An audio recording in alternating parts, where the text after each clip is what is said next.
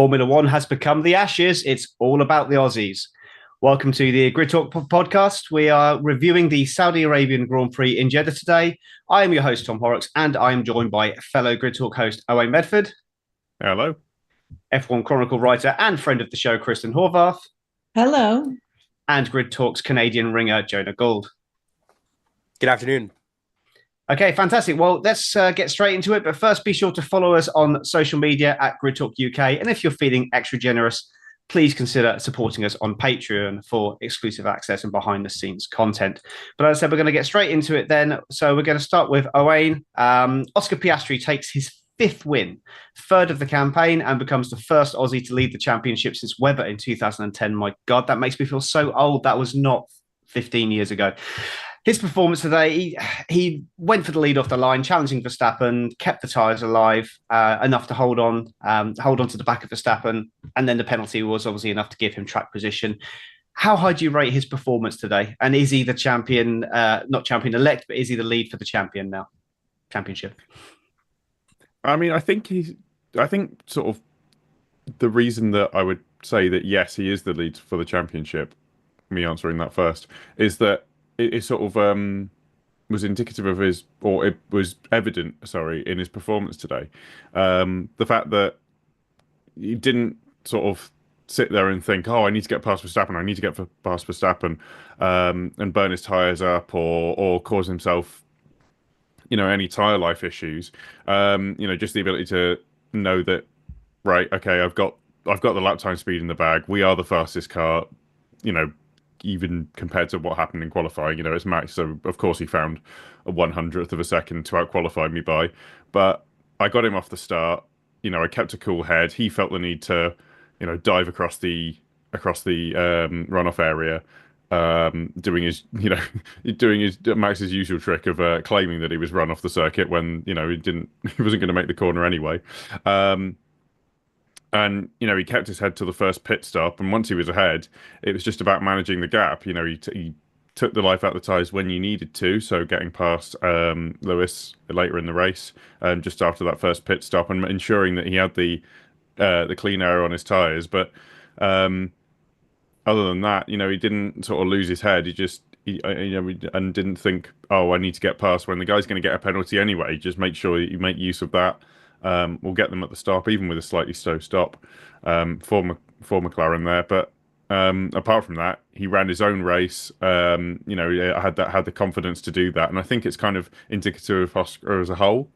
Is that he's very he's quite a cool customer, and clearly has enough talent to be able to be thinking about everything else, and therefore, doesn't feel the need or the impatience to try and win every race. He didn't need to do anything in that first stint. They give up the points at the end, not the beginning.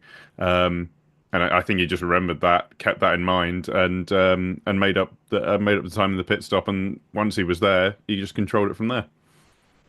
Yeah, he's scarily cool. He's just kind of one of those people you just think he's unflappable, and that must be difficult as well if you're the one chasing him to think this guy's not going to make a mistake. You know, you might not be the overall outright fastest over every single lap of the race, but you know he's never going to make a mistake. If you're behind him, you're not getting past him. But I did notice today a slight little bit hot under the collar in the closing stages when he was getting caught in traffic. There was a little bit there, and it's nice to see a bit of emotion from him. So perhaps maybe a slight chink in the armor, probably not. He just lost a couple of seconds in traffic, and he was probably a little bit annoyed about that. But no, it's an incredibly rounded performance from Oscar Piastri, and he's definitely a deserved championship leader. He's been by far the best driver. He's been the best driver in the best car. We'll come on to who we think is the best driver later on. But coming on now to Red Bull, Kristin, a brilliant performance from Max Verstappen, if not a little bit deluded at turn one. Personal highlight for me for the race was he was never going to make the corner. He kind of did make the corner. So, yeah. Did he do the right thing by pushing on despite accepting that he's probably going to get this penalty, or should he have dropped in and tried to fight with the undercut? And how do you rate his performance today?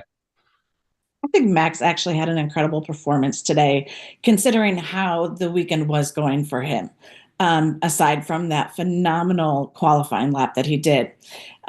Max is never going to back out of a corner. Max is going to use the entire track off the line, no matter what, especially when he got beat by Piastri off the line. So he had to come in hot, and we've seen him do that so many times over against so many drivers, and he will let the stewards decide instead of him having to make that decision. Max seemed very unhappy on the podium with the P2 finish today when he chose not to really partake in the festivities, up there.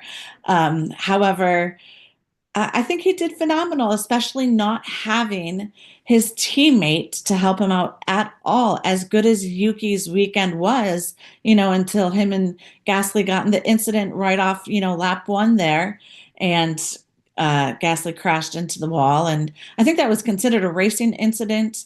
Correct me if I'm wrong on that, but that's what it looked like to me, at least when the two of them collided.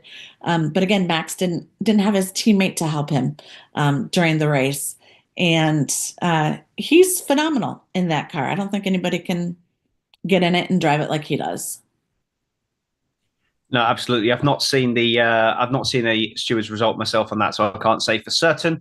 But yeah, a phenomenal race for him. Definitely, it was. I think he genuinely could have won that race, and coming from where they were in Bahrain, that's an incredible feat there. Makes the one person in Grid Talk who predicted a Max Verstappen win this weekend look a little bit less stupid. That was myself for once, actually doing a good prediction. I need to get off the bottom spot. I need to get some points. But we're going to move on to Lando Norris now, and resident McLaren superfan Jonah, as well as myself. I've got to give you at least one McLaren question. Unfortunately, it's not for a podium finish for Lando Norris, but a decent recovery anyway. He lost a bit of time behind Hamilton. Hamilton showing all of his experience there.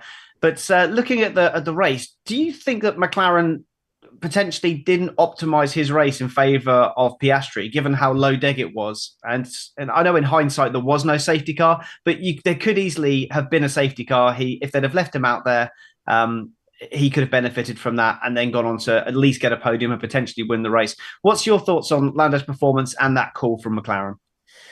Well, if I put my Lando fanboy bias aside for now, because, if I wanted to really say it, then I would say it. But I think that the call for McLaren was the right one. I mean, the only person at the end of the day who screwed up was Lando, and that was on Saturday. And he has to, at the end of the day, pay the price for that. Oscar didn't put a foot wrong all weekend, and McLaren knew what the right call was. And I think they made it. Lando had some good pace today. I don't think it was enough for a podium. He got by George, whose tires were, or was it George? He got by Lewis. He got by a bunch of cars whose tires were kind of going off, and the mediums looked like a good tire. And as we've seen, the McLaren looks a lot kinder on its tires than some of the other cars out there. But I don't think he had enough pace to get by Charles and to get for that podium, even if McLaren left him out a little bit longer and those tires were a little bit fresher. I just don't think it was there. I think they made the right call. I mean, a P4 coming from P10 is not bad. probably not the best when you have blatantly the fastest car on the grid. From what I see, it's not ideal. And obviously, if Lando really wants to go for the world championship this year, it's mistakes like that have to stop happening. And I think, even as a biased Lando fanboy, I can see that yesterday, obviously everybody makes mistakes, but that just can't happen in a world championship driver and in a world championship campaign. You just can't be doing stuff like that. So I think McLaren made the right call. Lando's drive was really good. I mean, obviously not to take away from coming from 10th to 4th. That's some great points on the board. He's keeping himself in contention. But once again, Oscar didn't put a foot wrong. McLaren knew where their money was today, and they knew that was in the win with Oscar. I don't know if I necessarily buy the dirty air at 2.7, 2.8 seconds back from when Oscar said that over the radio. I don't know if I fully buy that. That might be a little bit too far, and Oscar was just trying to let McLaren know in advance, like, hey, get him out of the way, I'm coming. But Lando's drive was good. Not where he should be, unfortunately, but I can't take away from the fact that going from 10th to 4th is still a good result. And I mean, like you said, Lewis showed his experience. Lando should have known better. As simple as that. I mean, we saw it in 2021 when Max and Lewis were playing DRS chicken at turn 27. You got to know better. I mean, there's that second dosing there. It's just everybody knows that. I don't know why Lando didn't put 2 and 2 together. But P4 is not bad. The podium, I don't think, was on the cards today, as many people thought it was. But I won't complain as a Lando fanboy. No, absolutely. The mistakes are proving costly. If you look back at every race this season, he's made some kind of error that either has or could have cost him a race win, or indeed has cost him a race win. So, yeah, you can see why the narrative is shifting towards Piastri, because he's just so metronomic in his precision. But yeah, as another resident Lando fanboy as well, I'm just hoping that things come good and that he doesn't become the Mark Webber of his generation, but hopefully it's more of a Damon Hill type season. But moving on again, back to you, Owain, for Williams. Now, double points and formation flying. This is the first points for Carlos Sainz, and Williams now on 25 points. This was a really good display of teamwork, I thought. And has Sainz now arrived at Williams, and how much is he going to benefit him for the rest of the season? Sorry, excuse me. Oh, I unmuted at the really the wrong time. I got caught by a cough. I do apologize for that. Or if we edited that out, don't worry about it. No, I think he has arrived at Williams. Obviously, it's taken a few races and he's had some tricky ones to get through. But we're finally at the point where Williams have, they've had a couple of retirements thus far. But as you say, a second points finish of the season. And that's given them another 6 points in the constructors, which has taken them past Haas and put them in 5th. I think my Sainz was maybe, I don't, with all due respect, slightly out of position ahead of Ferrari and Tsunoda in the Red Bull on the grid. And he did kind of quite quickly in sort of melee get shuffled back. But, over the course of the race, they've clearly done a great strategy to the point where they've managed to get themselves, I believe it's 7th and 8th. Sorry, yeah. No, it was 8th and 9th. Oh, there we go. 8th and 9th. So they've got those 6 points, and like I say, that's going to be vital. I mean, there's no real catching Ferrari in front when it comes to the constructors. But the fact that they're even, they're still sort of ascending, and I think that's really important. It's a really good part of to see from the program that they are improving, they are getting better, and you put 2 experienced drivers in there in Albon and Albon on Sainz, and luckily they haven't got caught up in anyone else's accidents, and as a result of that, they've got a great points finish, and hopefully that will continue over the next few races and the season as a whole. Yeah, no, it's. I think looking at the pace of the rest of the field, Alpine looked like the team that Williams should be fighting with. So the gap back to Alpine being 19 points, that's the crucial one they need to be looking at. I don't think Haas will have the staying power to stay with them up there, but they've just got to take the opportunities, and they're able to do that now. They've got 2 cars in the fight. I do think that probably would have been a single P10 for Alex Albon if they still had Logan Sargent. So definite trade up. We knew he'd be a trade up, and long may the renaissance of Williams continue. So back to you then, Kristin, and we've got Ferrari to talk about now, and a long first stint for Leclerc. Did he have the pace for the win if he'd have qualified slightly better? And good to see Hamilton scrapping again, but 30 seconds off his teammate at the end. Is this still teething, or should Team LH start to get worried now? I love the questions you ask, and I wish I had a crystal ball to, answer these so clearly, because I want to know the answers to all of them. But from my perspective here, Ferrari needed this podium, to bring the morale up for sure. Charles needed it as well. It was great to see him, in the race. Could he have done better or won, if he placed better during qualifying? I don't know, because those McLarens are so strong right now. And Max is so strong. So that's really hard to say. But Ferrari's had a rough start to this year. And Lewis Hamilton has had a really rough start as well. And a very challenging season. And you can tell he's very disappointed. And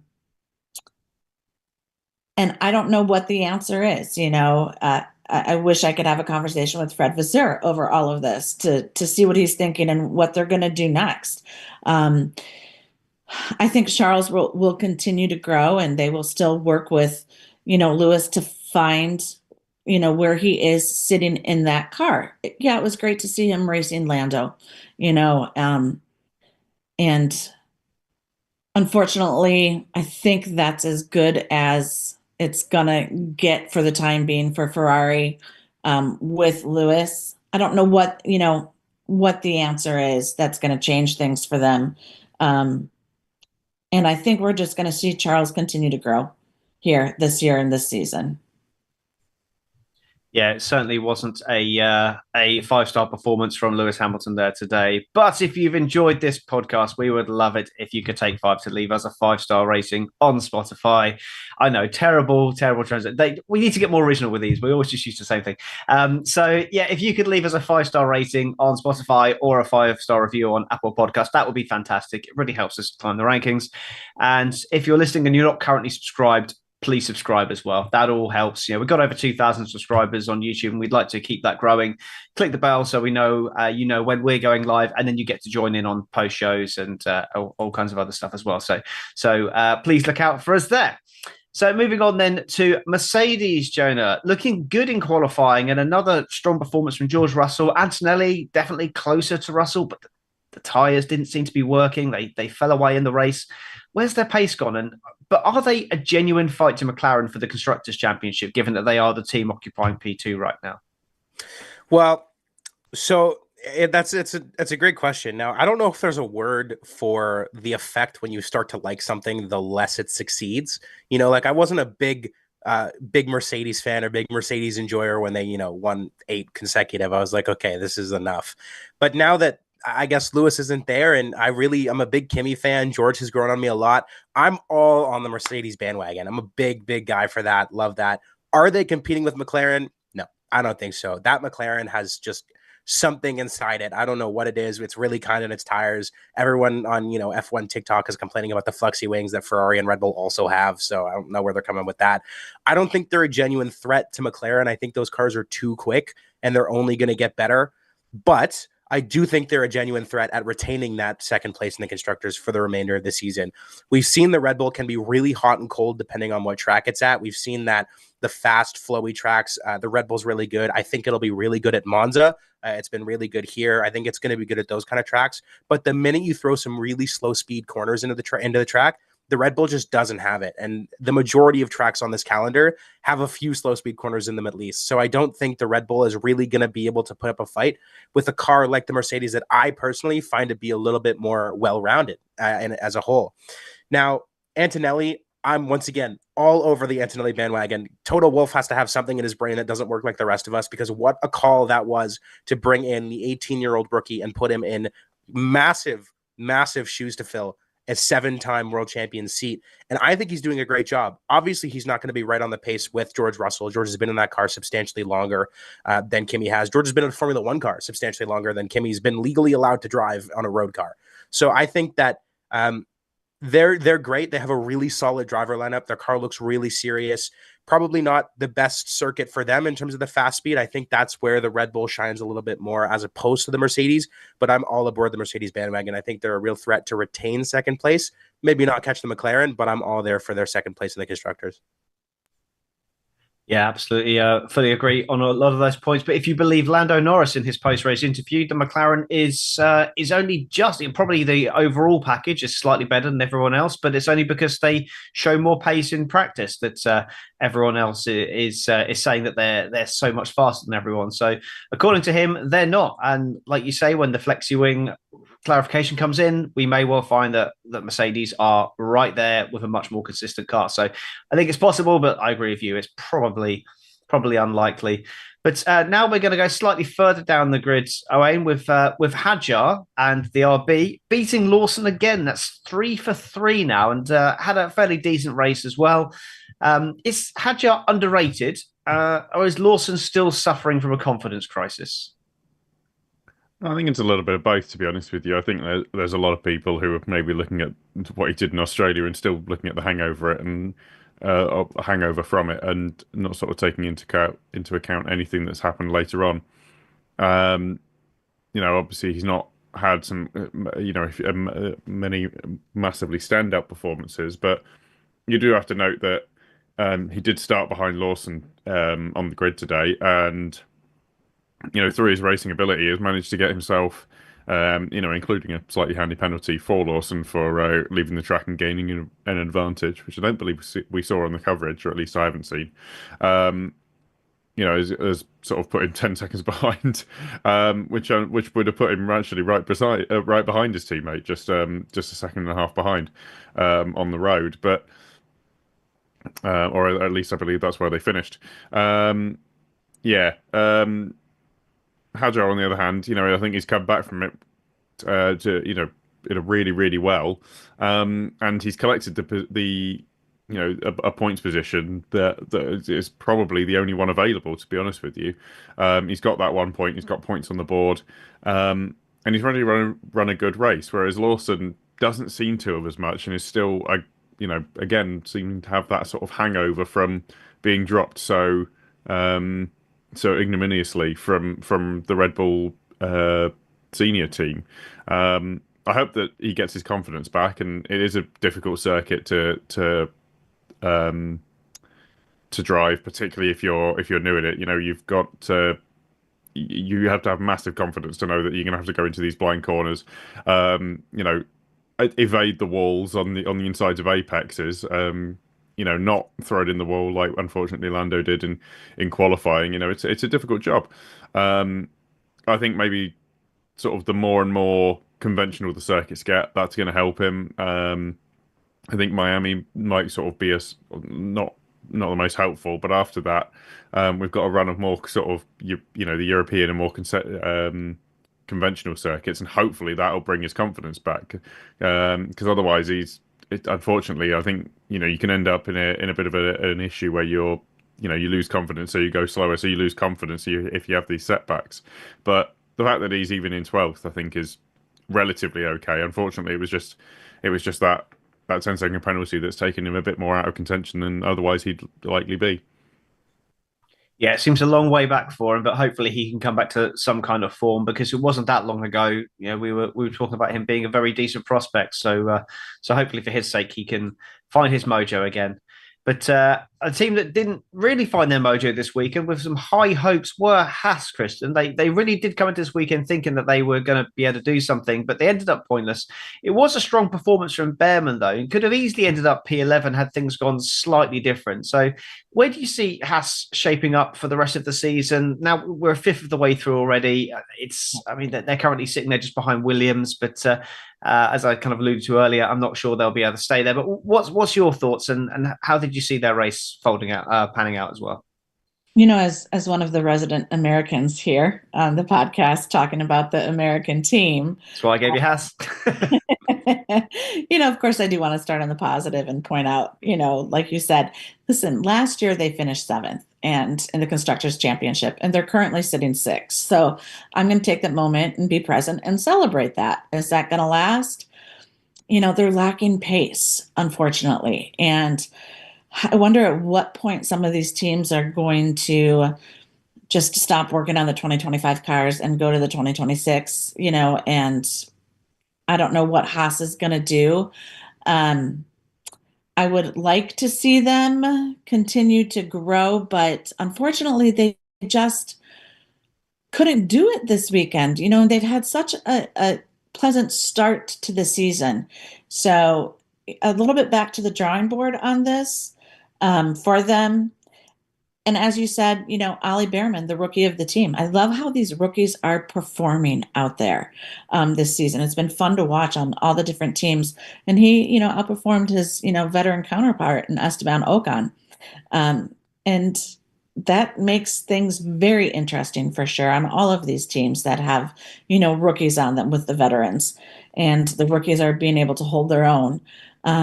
In a car that lacks pace, though, it's very unfortunate. We have to see them give a little bit more and figure some things out for them to stay in sixth place right now.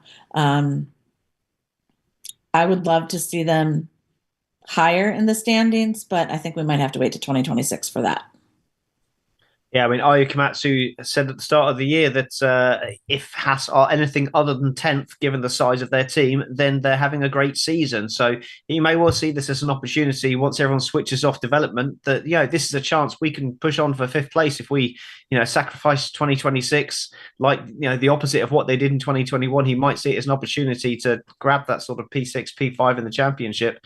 It would be it would be a risky strategy, but it would be a glorious strategy if he pulled it off. So we'll await and see what happens on that one. But the last team we're going to talk about today is Alpine. So, Jonah, you get the. I love talking about Alpine, as everyone knows, but they top practice one, and they look to be the class of the midfield when everything's going right. Why then is a P7 in Bahrain their only point so far? They're 19 off Williams, as I said earlier. Their car has got some good pace.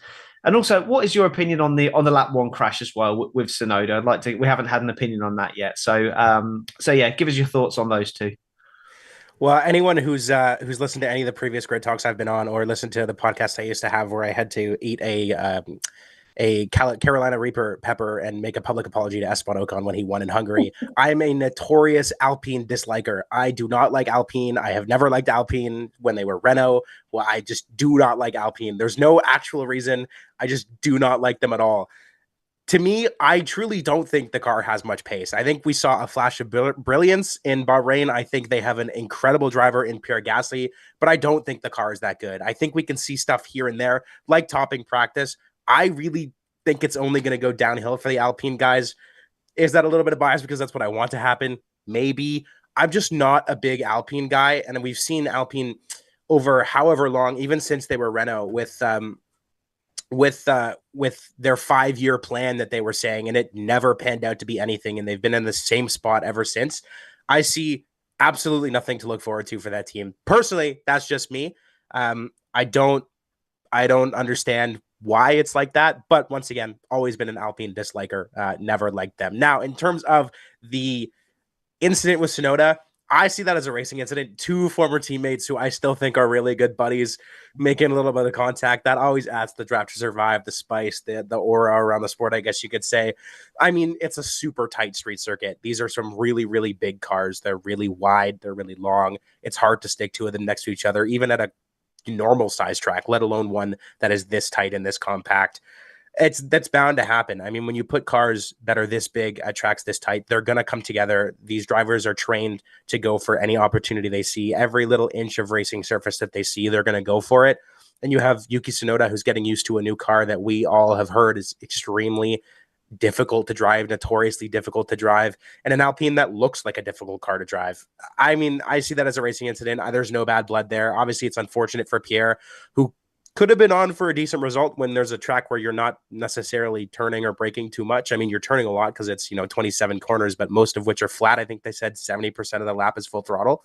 But I see there no bad blood there. And as for personal opinion, yeah, I mean, I don't like Alpine at all, so I'm stoked that they're not there. And Jack Doohan needs to pick it up a little bit. Kristin was talking about the rookies and some of the rookies performing really well. We've seen, Ollie Behrman with his iRacing line in Suzuka getting into Q3. We've seen Kimi Antonelli at Mercedes doing really well. Jack Doohan is not doing that. Am I on the bandwagon about a seat getting taken by Franco Colapinto? Not quite yet. I think we need a little bit more of, floundering for that to happen, but he's got to get it together. Pierre has shown what he can do. They just need to put it all together in one weekend and prove me wrong, because as much as I don't want to see that happen, I'd kind of like to see it happen. Nice. Not quite so much hatred from my side, but I'm certainly not jumping through hoops to see them get high up the the table. So thank you for your thoughts there. That's it for the team. So I do want to find out what your driver of the day was. The Grid Talk official driver of the day was Charles Leclerc. So going to you, Owain, who have you got?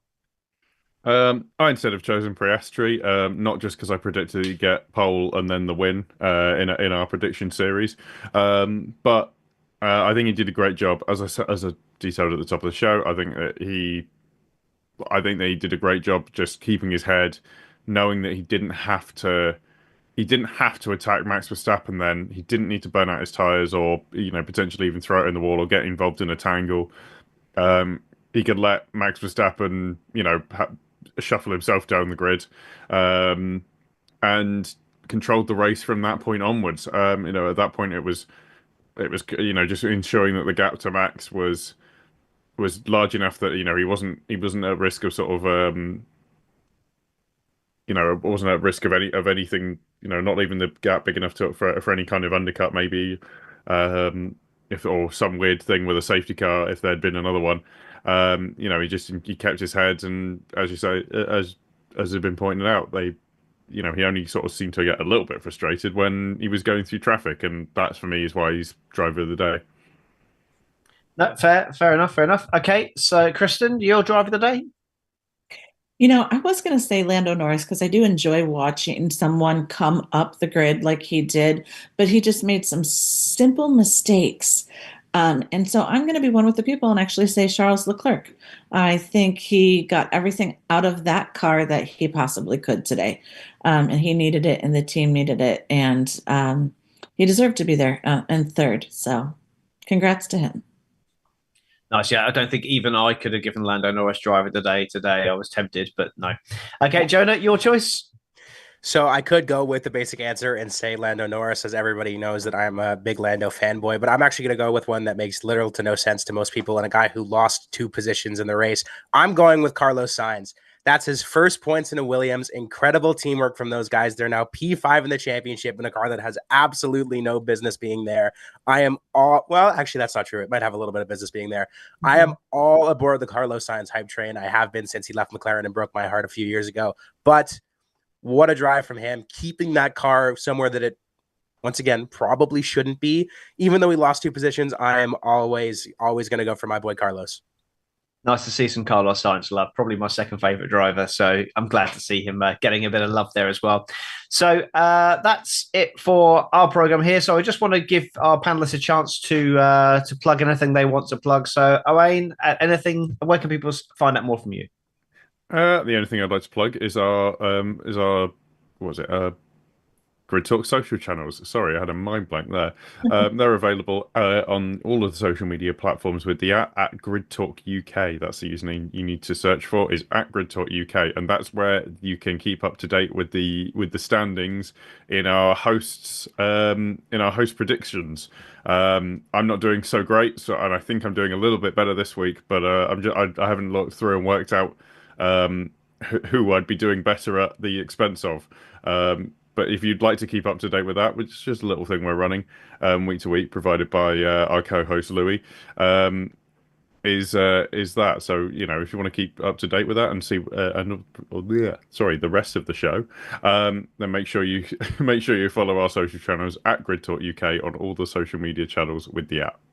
Yeah, I was bottom of the table this week, and considering that my race result prediction was the exact same as the starting 3, I had high hopes to cleaning up this week, but Oscar and Max had other things to do. So definitely got some points there for 2 people on the podium, and I think I had a couple of things. I think I probably got 4 or 5 points for this weekend, so hopefully that'll be enough to drag me up the table a little bit. So yeah, great on that. Right, Kristin, where can people hear more from you? Nowhere. I come on here and just help you guys out, and I'm so glad to be a part of this. Well, it's great to have you, and I hear you do write some stuff for F1 Chronicle as well. So maybe just look on the F1 Chronicle, and hopefully we'll see your name pop up. Jonah, where can people hear more from you? Well, you can follow me on Twitter at JonahF1 with an underscore. And if you want, May the 4th, May the 4th be with you, by the way. My iRacing endurance team and I are doing a 6 hours of spa for Canadian and American veterans for a Canadian American veteran charity. So we are running in the GTP, the prototype class. So if you want us to come support, you can see that on Twitch at JonahF1. If not, that's totally fine. Hopefully we win, but the 963 is not an easy car to drive. So you can find us there on May the 4th for Canadian and American veterans. Fantastic. Okay, so Grid Talk, as I said, it was available on YouTube, where most episodes are recorded live, as well as Amazon Fire, Spotify, Apple Music, Verbal, and Pocket Casts. Just search for Formula One Grid Talk for our back catalogue of shows with previews, reactions, race reviews, and some interviews thrown in there for good luck as well. Thank you very much to Jared Bradley and Holly Eagle for being our first 2 Patreons, and you too can be part of that unique club. If you want to support the show further, why not sign up for Patreon for some exclusive content? We are growing that content every day, so you could get in now and get in early and help us grow that content. So make sure you subscribe to us as well, so you're the first to know when each episode goes live. So we will be back with more F1 content very soon. Thank you very much to everyone for listening, and goodbye.